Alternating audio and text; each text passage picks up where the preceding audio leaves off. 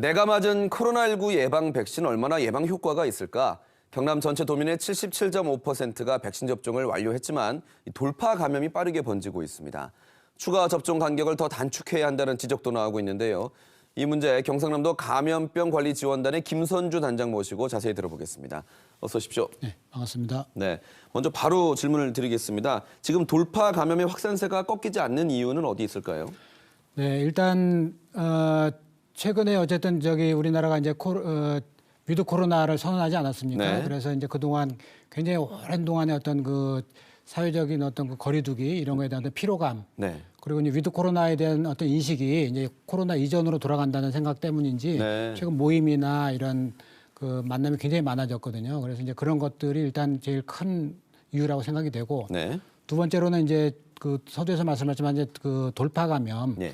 예, 결국은 백신을 맞은 경우에는 우리가 굉장히 이제 안심하다라고 그동안 생각을 했었는데, 실제로 이제 우리 지역에서 의 경우에 돌파 감염 비율이 약 50% 정도 되고 있습니다. 예. 즉 2명 중에 1명이 백신을 맞은 경우에도 이 지금 감염이 되고 있다는 얘기거든요. 네. 그래서 더 이상 이제 백신을 물론 뭐 당연히 맞아야 되겠지만 백신을 맞았다고 그래서 내가 감염으로 또 안전하다 이렇게 볼 수는 없겠습니다. 네.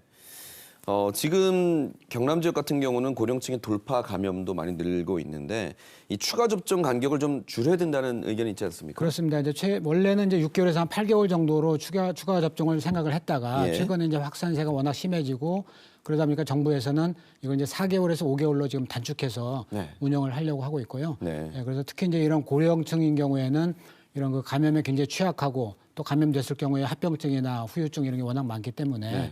이런 그 고령층, 그 노약자들 그리고 이제 의료기관에 계신 분들은 꼭 그 추가 접종을 해야 될 것 같습니다. 네. 이 돌파 감염으로 인해서 좀 궁금한 게요. 백신이 효과가 좀 떨어지는 건 아닙니까? 네, 그래서 사실은 백신 같은 경우에는 저희가 이제 가보지 않은 길이지 않겠습니까? 네. 그동안 뭐 한 올해 우리나라 같은 경우는 4월 초부터 지금 거의 한 10개월 정도 이렇게 됐는데요.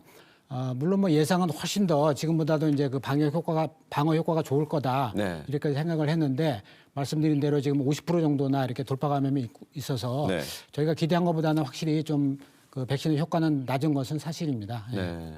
지금 고령층 감염자가 동절기에 특히 위험하다는 얘기도 있는데요. 그렇습니다. 아무래도 이제 동절기라고 하면 이제 겨울철이기 때문에 사람들이 이제 실내에 머무는 시간이 많고 또 여름보다는 훨씬 더 이제 실내 환기 같은 게 잘 되지 않기 때문에 네. 예, 조금 더 이제 또 호흡기 바이러스 또 코로나가 호흡기 바이러스이기 때문에 네네. 아무래도 이제 겨울철에 조금 더 그 어떤 감염 위험성이 더 높다라고 볼 수 있겠습니다. 예.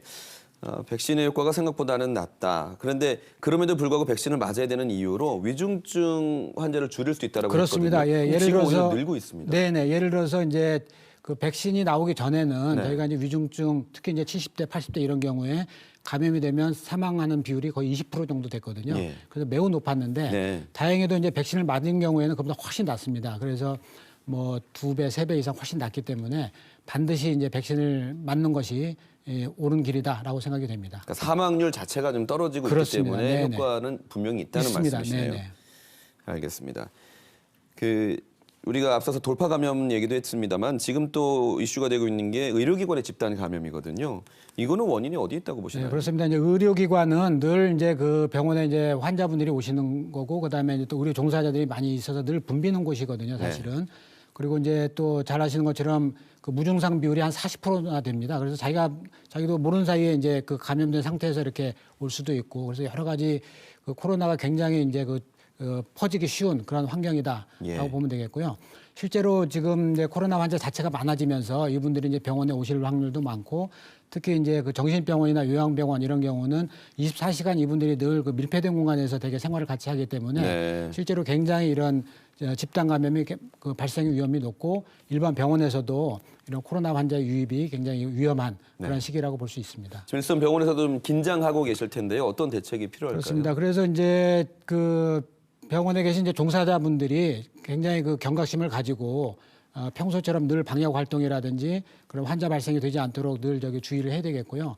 병원에 근무하시는 분들, 그다음에 노약자분들, 네. 뭐 그다음에 이제 요양병원에 계신 어떤 그런 분들은 반드시 이제 그 추가 접종을 일단 해야 되겠다. 네. 이런 말씀을 드리고 정부에서는 일단 그 환자가 아주 폭증할 거에 대비해서 이제 재택 치료를 준비를 하고 있습니다. 예. 그렇지만 재택 치료 자체도 이게 뭐 완벽한 것은 아니기 때문에 일단 우리가 대유행이 되지 않도록 네. 서로 좀 노력을 해야 되겠다. 알겠습니다. 이렇게 말씀드립니다. 동절기를 맞아서 환기도 좀 중요하다는 말씀도 그렇습니다. 기억하도록 네. 하겠습니다. 말씀 감사합니다. 네, 감사합니다.